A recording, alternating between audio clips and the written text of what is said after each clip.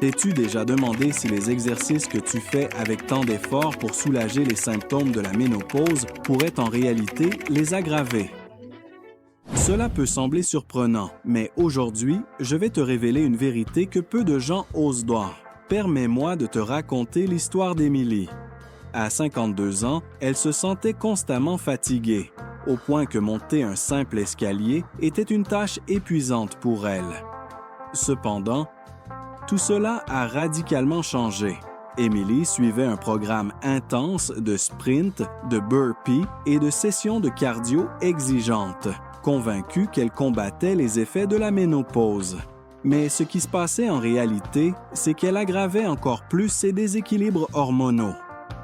Dans cette vidéo, je vais t'expliquer pourquoi 5 des exercices les plus populaires travaillent contre toi pendant la ménopause et quelles alternatives beaucoup plus efficaces tu peux adopter en utilisant uniquement le poids de ton propre corps pour renforcer tes muscles sans déclencher des pics nocifs de cortisol.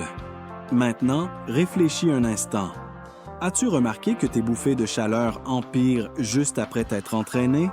Ce n'est pas une coïncidence. Le principal coupable est souvent sous tes yeux et passe inaperçu, le cortisol, une hormone du stress qui est déjà naturellement perturbée pendant la transition ménopausique.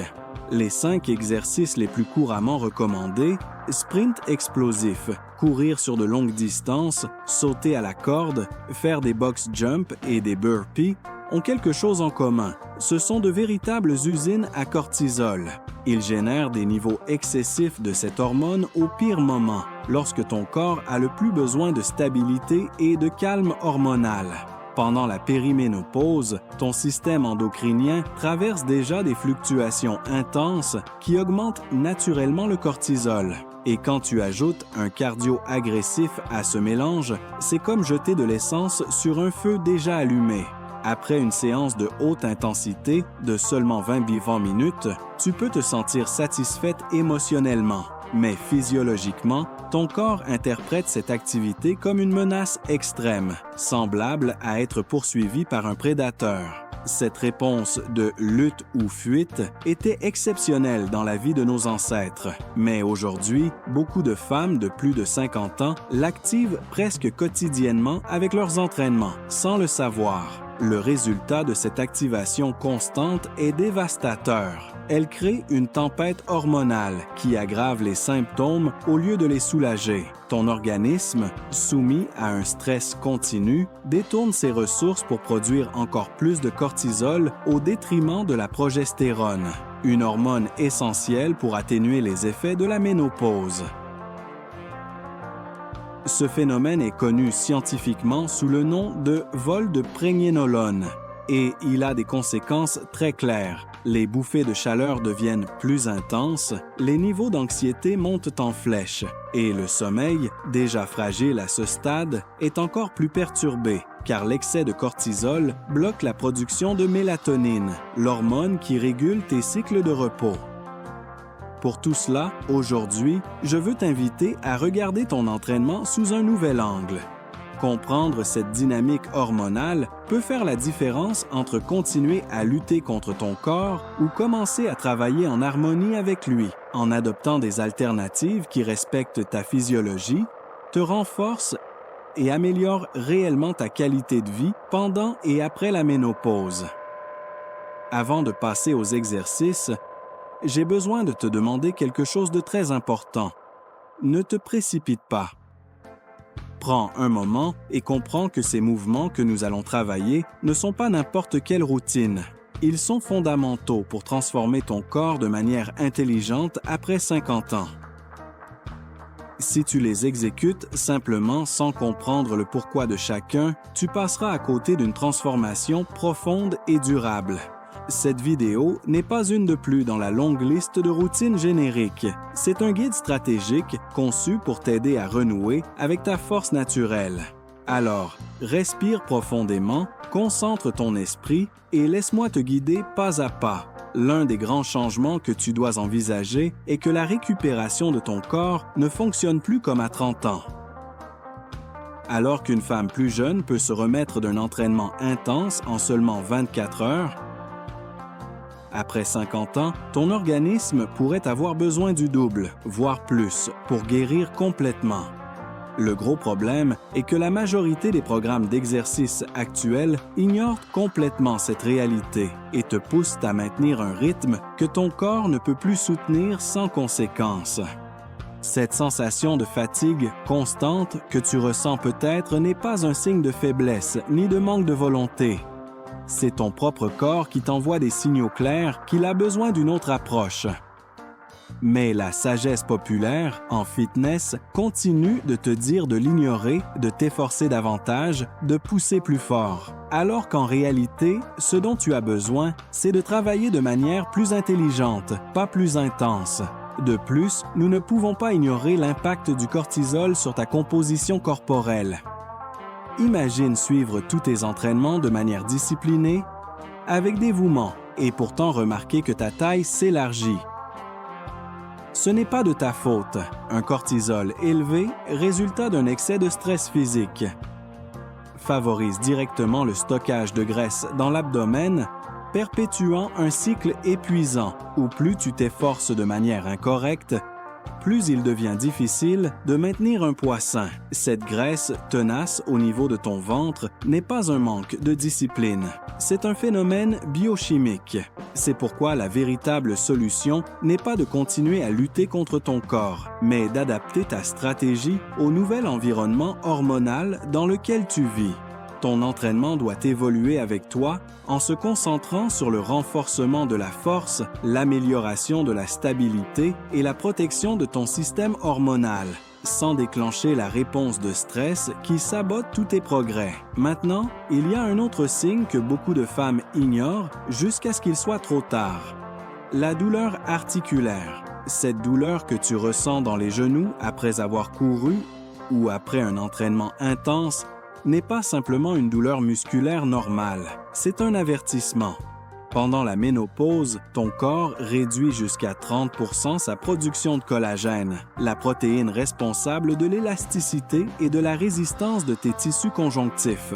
Cela signifie que ce qui était autrefois un effort sain devient maintenant un facteur d'usure réel pour tes articulations.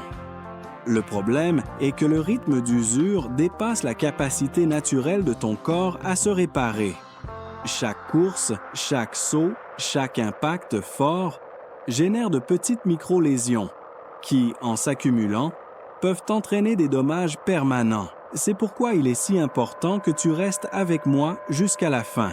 Aujourd'hui, je vais te montrer 5 routines structurées spécialement pour toi, conçues pour renforcer ton corps, préserver tes articulations et t'aider à évoluer vers une étape de vie plus active et saine. Mais avant, je te demanderai une petite faveur. Fais une pause un instant, mets un « j'aime » à cette vidéo et abonne-toi à la chaîne. Cela indiquera à YouTube que ce contenu est précieux et le fera parvenir à plus de femmes qui ont également besoin de cette information vitale. Merci infiniment pour ton soutien. Pour conclure cette introduction, je veux que tu visualises tes articulations comme si elles étaient une machine de précision. Auparavant, tu disposais d'un système de maintenance interne, ce flux constant d'œstrogène qui renforçait ton collagène. Mais à la ménopause, ce soutien diminue drastiquement. C'est comme si cette machine continuait à fonctionner à pleine vitesse, mais avec moins d'huile, moins de renfort et moins de capacité à se réparer toute seule. Le résultat d'ignorer ce changement est une usure accélérée, une perte de mobilité et une plus grande vulnérabilité aux blessures, qui, avec la bonne approche, pourraient être complètement évitées. Alors, prépare-toi, car ce qui suit ne changera pas seulement ta manière de t'entraîner, mais aussi ta relation avec ton corps, ton énergie et ton bien-être à long terme. Quand nous parlons d'exercice pendant la ménopause, il est vital de comprendre que tous les mouvements ne sont pas bénéfiques pour ton corps à ce stade. En fait, certains peuvent accélérer les dommages au lieu de t'aider à progresser. Les activités à fort impact, comme courir sur de longues distances, exercent une pression énorme sur tes articulations. Chaque foulée que tu fais peut représenter jusqu'à 8 fois ton propre poids sur tes genoux. Des articulations qui, d'ailleurs, sont plus vulnérables que jamais en raison des changements hormonaux. Et que dire des exercices comme les sauts sur une boîte? Cette action si explosive concentre toute la force de ton corps en un seul moment d'impact, juste au moment où tu atterris. Le résultat? Plus de pression, plus de stress, plus de risques. Et si nous parlons des burpees, le problème s'aggrave encore. Poignets, épaules, bas du dos et genoux subissent des impacts simultanés, générant une cascade inflammatoire qui déséquilibre encore plus un système hormonal déjà fragile pendant la ménopause. Le véritable danger ici est que, à mesure que la production de collagène dans ton corps diminue, un processus naturel à ce stade, les tissus articulaires perdent force, flexibilité et capacité de récupération. Ce qui était autrefois une simple gêne passagère peut maintenant devenir un dommage structurel permanent. Et sais-tu ce qui est encore plus alarmant? La récupération ralentit également. Alors qu'une femme jeune peut guérir en 24 heures après un entraînement intense, une femme ménopausée pourrait avoir besoin du double ou du triple de temps. Pourtant, de nombreux entraîneurs continuent de recommander des méthodes traditionnelles basées sur le vieil adage « pas de douleur, pas de gain », ignorant que, à ton âge, cette douleur n'est plus un signe de progrès, mais de dommages réels. Il est vital de protéger tes articulations, mais cela ne signifie pas te résigner à la sédentarité. Il s'agit de choisir intelligemment, privilégier des mouvements qui renforcent les muscles, améliorent ta capacité cardiovasculaire et protègent la santé de tes os, sans déclencher d'inflammation ni de blessures. C'est ici que les exercices à faible impact comme la natation, le cyclisme contrôlé ou le travail corporel conscient deviennent tes meilleurs alliés. Ces activités permettront de construire une force fonctionnelle tout en respectant l'intégrité de tes articulations. Maintenant, je veux que tu comprennes quelque chose de très important. Les mouvements doux que je te propose ne sont pas des options de seconde zone. Au contraire, ce sont des stratégies spécifiquement conçues pour ta physiologie actuelle. Le monde du fitness nous a vendu la fausse idée que si nous ne sautons pas, ne courons pas à toute vitesse ou ne finissons pas épuisés, nous ne faisons pas vraiment d'exercice. Mais la réalité est qu'après 50 ans, le meilleur entraînement n'a pas besoin de ressembler à celui des magazines. Je t'invite à découvrir ce que j'appelle l'approche de l'alignement hormonal, une manière d'entraîner qui construit une force réelle, en respectant et en soutenant les changements que traverse ton corps.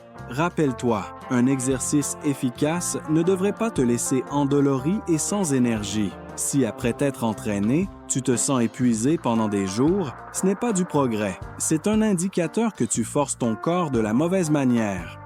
Maintenant, entrons dans les exercices qui transforment vraiment. Pompe au mur. Un excellent mouvement pour renforcer bras, poitrine et tronc, sans charger les poignets ni les épaules. Commence avec les mains appuyées à la hauteur de la poitrine et, à mesure que tu gagnes en force, éloigne tes pieds du mur pour augmenter la difficulté. Squat contrôlé. Renforce jambes et fessiers tout en prenant soin de tes genoux. Imagine que tu vas t'asseoir sur une chaise invisible en gardant le poids sur tes talons et le dos droit. Pont fessier. Allongé sur le dos, fléchis les genoux et soulève les hanches en contractant fortement les fessiers. Ce mouvement renforce toute ta chaîne postérieure et protège la fonction du plancher pelvien. Planche modifiée. Appuie-toi sur les avant-bras et les genoux pour réduire la pression sur les poignets, en travaillant la zone centrale de ton corps, essentielle pour la stabilité et l'équilibre. Monter sur une marche. L'un des meilleurs mouvements fonctionnels. Monter et descendre de manière contrôlée renforce jambes, fessiers et améliore ta capacité à te déplacer en toute sécurité au quotidien. La clé de ces exercices? Le temps sous tension. Réaliser chaque répétition lentement avec contrôle et conscience, stimule plus de fibres musculaires que les mouvements explosifs, surtout après 50 ans. Mais attention, l'exercice n'est qu'une partie de l'équation. Après 50 ans, tes besoins en protéines doublent. Ce qui te suffisait auparavant, environ 40 à 60 grammes par jour, ne suffit plus. Maintenant, tu as besoin de 80 à 150 grammes de protéines par jour pour maintenir ta masse musculaire et protéger ton métabolisme. La grande majorité des femmes de plus de 50 ans n'atteignent pas ces niveaux, ce qui favorise la sarcopénie, perte accélérée de muscles, ralentit le métabolisme et facilite l'accumulation de graisse. Si tu veux des résultats concrets, tu dois combiner un entraînement intelligent avec une nutrition adaptée. Ce n'est qu'ainsi que tu pourras renforcer ton corps, protéger ta santé et construire une nouvelle étape de vie pleine de vitalité. Quand nous pensons à construire un corps fort et sain après 50 ans, la protéine devient un allié indispensable. Il ne s'agit pas seulement de préserver la masse musculaire, bien que cela soit déjà crucial. Consommer suffisamment de protéines a un effet beaucoup plus large sur ton bien-être.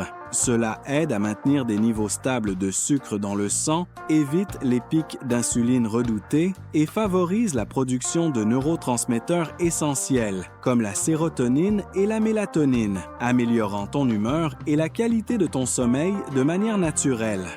En fait, la science soutient fermement ces avantages. Une étude publiée dans l'American Journal of Clinical Nutrition a révélé que les femmes qui augmentèrent leur apport quotidien en protéines de seulement 15 % parvenaient à réduire de 60 % la prise de graisse abdominale sur une période de 3 ans. Autrement dit, sans avoir besoin de régimes extrêmes ni d'entraînement épuisant, simplement en donnant à leur corps le carburant dont il a vraiment besoin. Et ce n'est pas tout. D'autres recherches montrent que les femmes qui remplacent les entraînements traditionnels de cardio intense par des routines de force adaptées à leur physiologie rapportent moins de symptômes de la ménopause, une meilleure capacité physique dans leur vie quotidienne, des niveaux de fatigue beaucoup plus bas et, en général, une amélioration significative de leur qualité de vie. Te rends-tu compte de la puissance de ce changement? Il ne s'agit pas de faire plus d'exercices, ni de punir ton corps. Il s'agit d'entraîner de manière plus intelligente en respectant les changements hormonaux et en adaptant ta nutrition à tes nouveaux besoins. Je veux que tu saches que j'ai mis beaucoup de temps, d'efforts et de dévouement dans la création de ce contenu, car je sais qu'il peut faire une grande différence dans ta vie et dans celle de nombreuses autres femmes qui se sentent peut-être confuses ou découragées aujourd'hui. Si cette vidéo t'a été utile ou inspirante, je t'invite à lui donner un j'aime, à t'abonner à la chaîne et à laisser un commentaire pour me dire ce qui t'a touché ou ce que tu aimerais continuer à apprendre. En faisant cela, tu aideras non seulement toi-même, mais aussi d'autres femmes qui cherchent des réponses réelles et des solutions efficaces. YouTube interprète chaque j'aime et chaque commentaire comme un signal positif et ainsi, ce message peut atteindre beaucoup plus de personnes qui en ont besoin. Rappelle-toi, tu n'es pas seul dans ce processus. La transformation est possible et elle commence par de petits pas conscients comme celui-ci. À bientôt dans la prochaine vidéo.